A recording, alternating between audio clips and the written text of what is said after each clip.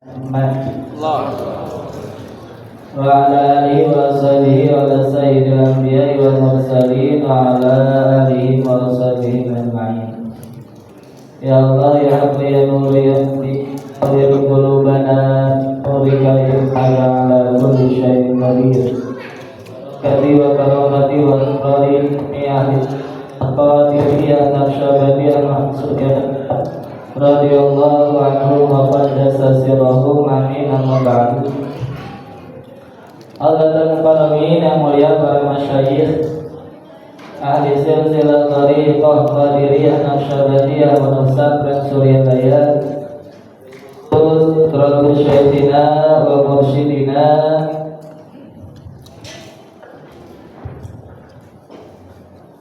As-Sayyid Syekh Muhammad Abdullah Saifullah Masluk Qaddasallahu sirrah a'adallahu alaihim barakatihi wa asrarihi wa anwarihi wa ulumihi wa nafahatihi fid dini wa dunya wal akhirah. Al-Fatihah.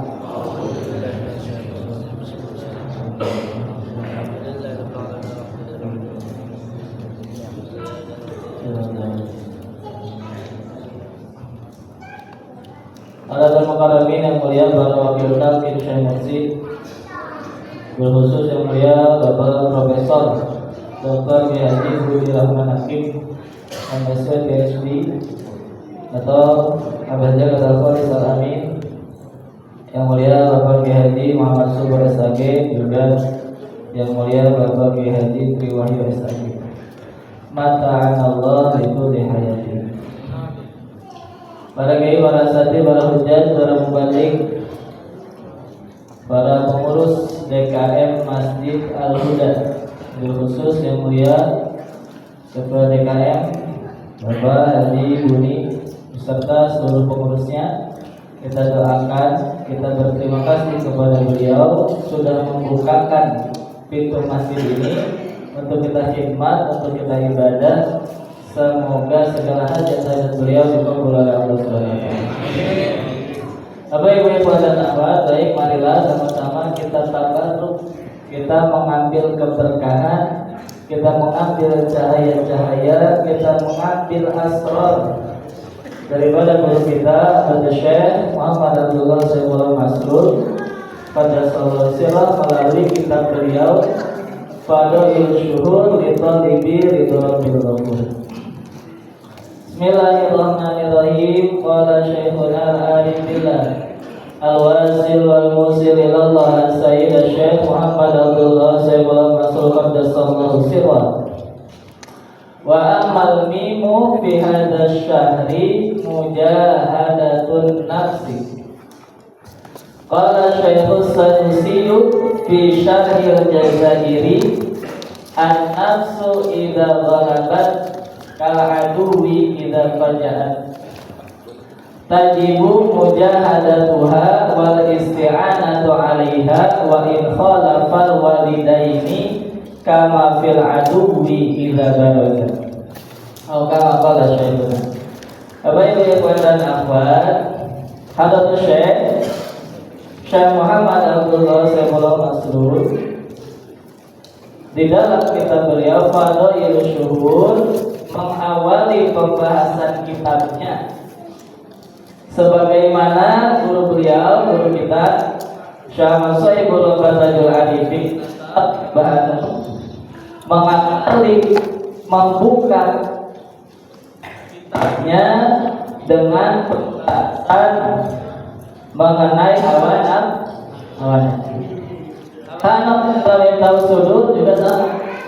Membuka kitab tahu sudut dengan pembahasan hawa nafsu, yaitu mengutip firman Allah, qad aflaha man zakkaha wa qad khaba.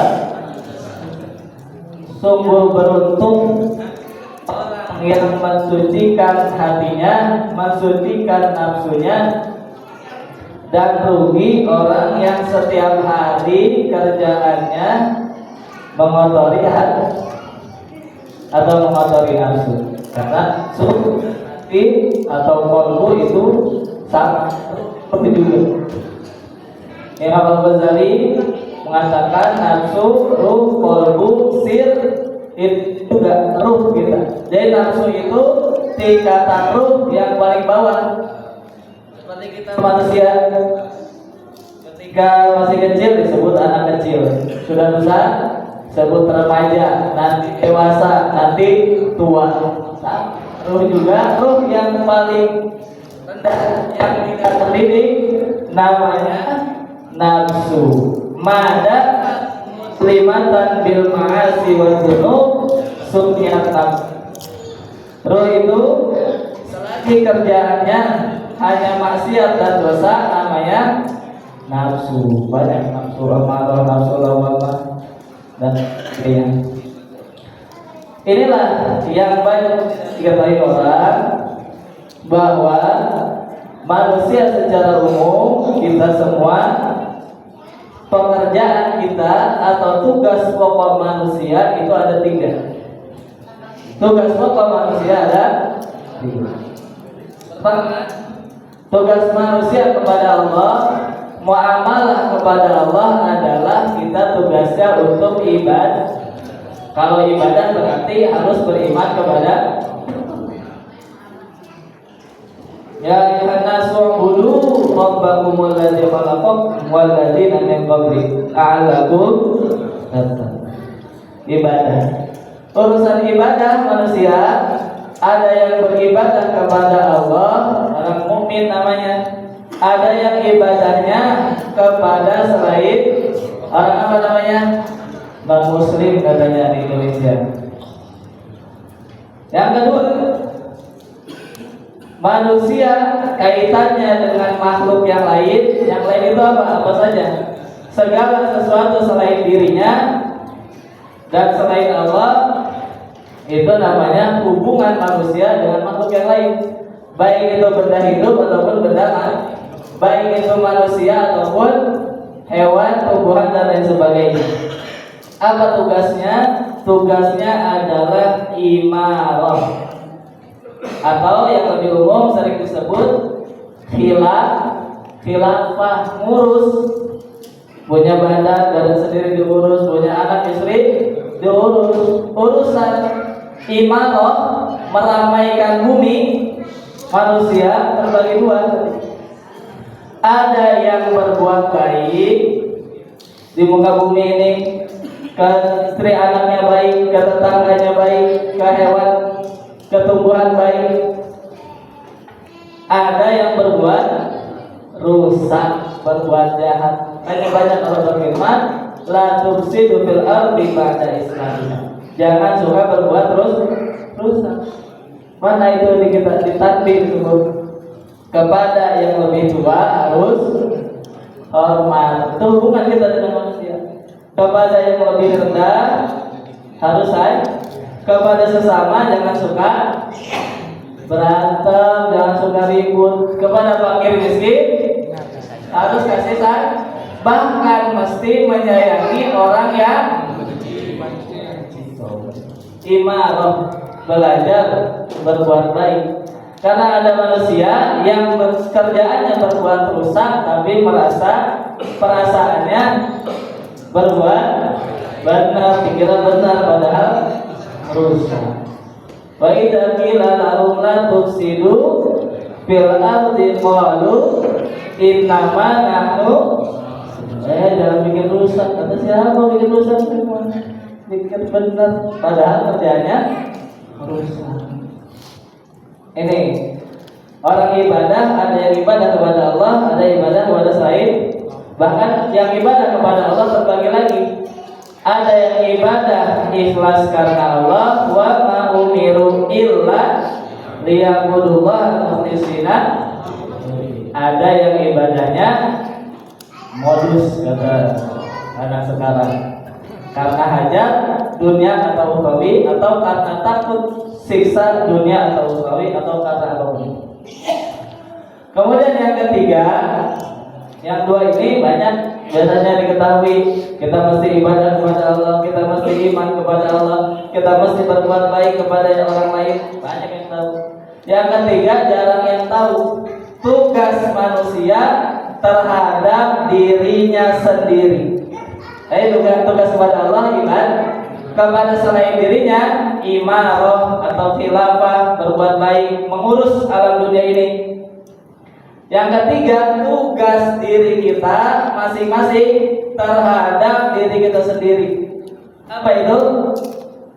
Tazkiyah. Apa artinya? Tazkiyah. Apa itu? Membersihkan diri, bersih, sholat bersih, badan bersih, dan lain sebagainya. Bukan hanya bersih zahir, bukan hanya bersih lahir, tapi juga bersih hati. Inilah banyak yang tidak tahu tadi firman Allah, qad aflaha man zakkaha wa qad khaba. Beruntung orang yang selalu membersihkan hatinya, membersihkan dirinya. Bersih lahir pakai air, wudu, mandi. Kalau bersih hati pakai apa? Di mana cari airnya? Karena mohon maaf, mata ayam. Biar kata banyak, jangan teh ayam lah, enteng. Karena najis yang paling berat, apa najis yang paling berat? Mughaladhah. Mazhab Syafi'i bilangnya apa? Mughaladhah. Najis anjing dan babi. Najis, kalau najis berarti kotor kan? Masih dibersihkan kan? Bisa nggak dibersihkan itu najis anjing babi? Bisa pakai air ditambah debu atau tanah. Bisa seberat-beratnya najis lahir ada alat pembersihnya, mudah nyarinya. Kalau najisnya ada di dalam hati, apa itu najis di dalam hati? Sombong, iri, apalagi dengki, apalagi takabur, pelit, sum'ah, ujub, apalagi tomat. Banyak. Pakai air yang mana bersihnya? Biar mandi 7 lautan tidak akan di mana sumbernya? Ala inna likulli syai'in siqalan, kata Nabi. Ketahuilah segala sesuatu ada alat pembersihnya. Mau bersihin mobil ada steam mobil, satunya khusus, jangan cuci mobil pakai sampo, pakai sunlight. Ya itu kita kerja duit pakai sampo. Iya pengalaman.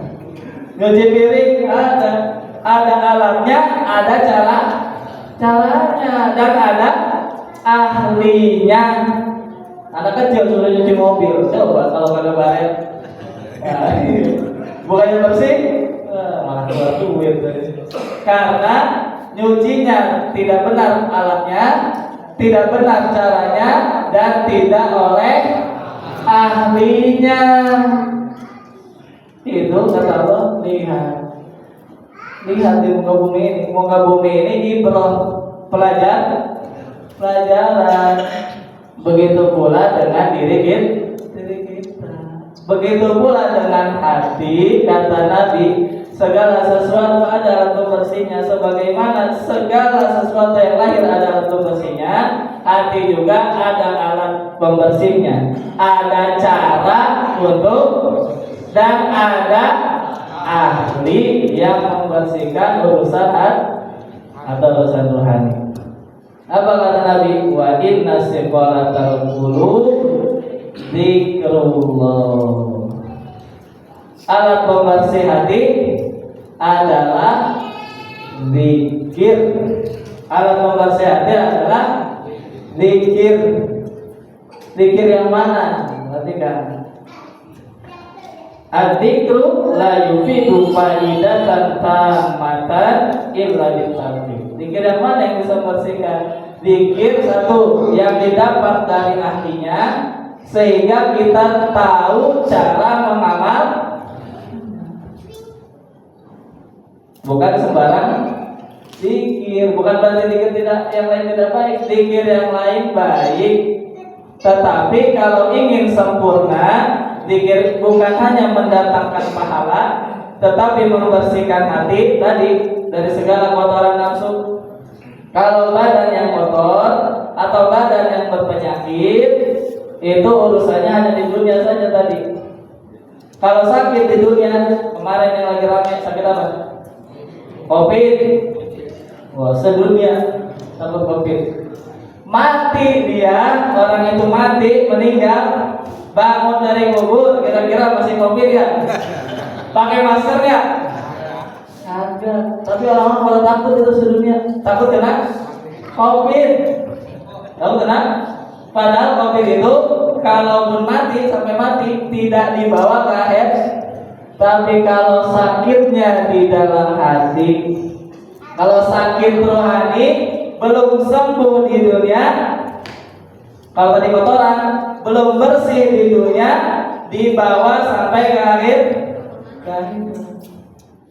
Innal munafiqina fid darkil asfali minan nar. Orang munafik, orang yang punya penyakit nifak. Penyakit nifak, penyakitnya namanya nifak. Kalau disebut penyakit, kalau disebut kotoran, kotorannya namanya nifak. Orangnya namanya munafik. Di antaranya dikasih ciri-ciri orang yang mengidap penyakit nifak. Idza qamu ila sholati qamu satu, kalau mau sholat, kalau mau ibadah, bawaannya males. Giliran nonton bola, mesti tahu ini Al-Quran. Kita takut kena Covid, berobat ke dokter. Covid masih di dunia saja. Ini penyakit nifak, kalau tidak sembuh di dunia dibawa ke. Suka malas nggak kalau ibadah? Suka malas nggak? Aman. Berarti ciri hati kita ada penyakitnya atau ada kotoran. Mau dibiarin aja begitu, mau dibiarin sampai mati, mau dibiarin. Sembuhin atuh. Cari dokternya, cari ahlinya, cari cara membersihkan. Baik kata mila salat qaumu kusala yuraunan nasa. Sekalinya ibadah yuraunan nasa, pengen kelihatan orang. Wala yadhkurunallaha illa qalila. Dan jarang ingat kepada Assalamualaikum. Lantas penyakit itu Pak, penyakit jarang nyebut Allah, jarang ingat Allah, itu banyak. Tapi jarang sedikit orang yang merasa kalau dirinya lagi sakit. Mau disembuhin gak? Sembuhin. Wa inna siqalatal qulub dzikrullah. Penyembuh segala penyakit hati adalah zikir yang mana yang dibimbing oleh guru ahli ruhani, namanya dalam istilah sufi atau dalam istilah tasawuf namanya guru mursyid. Tadi mesti bersih lahir, mesti bersih batin. Apa yang dibimbing oleh guru? Afdhalul dzikri fa'lam annahu la ilaha illallah. Ya, keampuhan kalimat la ilaha illallah. Kalau disebut penyakit atau disebut kotoran, penyakit yang paling parah adalah kufur kepada Allah. Kufur tidak iman kepada kotoran tadi. Kotoran yang paling najis adalah orang tidak beriman kepada apa obatnya? Kalimat la ilaha illallah. Kita tahu jemaah semuanya tidak sah iman seseorang kecuali dia mengucapkan dua kalimat syahadat diawali oleh kalimat la ilaha illallah. Seandainya diganti pakai zikir yang lain tidak bisa. Semua Al-Quran dibaca tapi tidak mengucapkan la ilaha illallah dalam akidah tidak sah, imannya tidak sah. Mesti kuncinya harus dengan la ilaha illallah. Artinya apa? Kufurnya sembuh, kotorannya hilang. Begitu pula segala penyakit di dalam hati sama. Kalau kekufuran saja bisa hilang, apalagi kotoran-kotoran yang lain. Alatnya adalah la ilaha illallah. Inilah dari zikir dari guru mursyid. Alatnya membersihkan hati adalah zikir. Ahlinya dalam ilmu tasawuf namanya guru mursyid. Caranya macam-macam. Thariqah kita Qadiriyah Naqsyabandiyah ada dua caranya. Satu namanya zikir tadi pakai mulut. La ilaha illallah, la ilaha illallah. Kenapa zikir la ilaha illallah bukan yang lain? Karena yang paling afdal. Kenapa zikir pakai suara keras-keras? Katanya yang tidak mengerti, kok zikirnya keras-keras? Emang Allah tuli? Naudzubillah. Wala taqfu ma laisa laka bihi ilm. Jangan suka komentar tidak pakai ilmu. Kuping ini diciptakan untuk mendengar suara. Kuping ini diciptakan untuk mendengar suara. Jangan bilang emang Allah tuli. Tidak, bukan Allah yang tuli. Allah tidak perlu zikir gitu. Yang perlu zikir adalah kita. Yang tuli bukan Allah, Allah Maha mendengar. Tetapi yang tuli adalah hati kita. Makanya zikirnya terdengar, minimal terdengar telinga sendiri. Syukur-syukur yang keras. Apa? Tsumma qasat qulubukum min ba'di dzalika fayakalidar. Hati kita ini firman Allah kerasnya itu seperti batu, bahkan lebih keras dari batu. Kenapa Allah kasih perumpamaan batu? Batu kalau besi meskipun keras dipanasin meleleh. Batu 1000 tahun dibakar meleleh kan? Cuma itulah gambaran hati manusia yang kosong daripada zikir kepada Allah. Karena keras, susah dikasih. Jangankan dikasih tahu mulut orang lain, dikasih tahu mulutnya sendiri saja tidak apa. Inilah obatnya la ilaha illallah. Satu caranya namanya zikir jahat. Kenapa keras? Karena hati kita yang keras. Bukan Allah yang tuli, sudah benar ngomongnya. Yang kedua, namanya zikir khafi. Zikir khafi itu zikir yang dilakukan di dalam hati. Zikir jahat, zikir yang disebut zikir khafi itu zikir yang diingat. Zikir yang diingat itu kerjaan hati. Lagi makan bisa ingat kan? Ini semua di sini badannya duduk di sini. Ingatannya masing-masing. Kalau ingat masalah pusing jadinya. Ingat urusan kata yang sebagainya. Ingat itu pekerjaan yang bisa dilakukan di mana saja, kapan saja, sedang apa. Sekarang oleh guru kita dididik sedang apa saja, di mana saja, kapan saja. Jangan ingat yang lain, hanya ingat kepada proses belajar zikir ini. Zikir jahar tadi kalimat la ilaha, caranya bagaimana, bacanya kapan, jumlahnya kapan. Kemudian zikir khafi, cara mengamalkannya bagaimana, apa zikir yang dibaca, namanya talqin zikir. Karena waktunya singkat sampai situ saja. Jadi mukadimah saja.